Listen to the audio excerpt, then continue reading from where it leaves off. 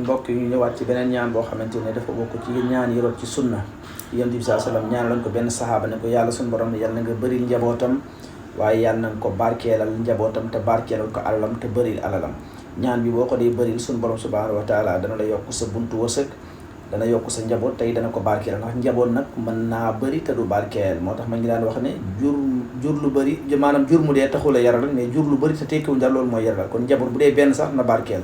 léeg-léeg gis koo xam ne benn doom bu jigéen rek lay am mais dafa barkeel defal na ko lépp lu ko góor war defal.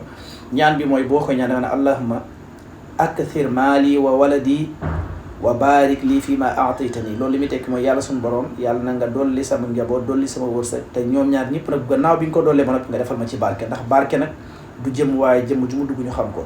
allahumma aksir maali wa waladi wa barik lii fii ma aataytani. allahumma aksir maali wa waladi wa barik lii fii ma aataytani. te gis nañ ne jamono ñu ba dañuy sonn liggéey mais li ñuy liggéey day seey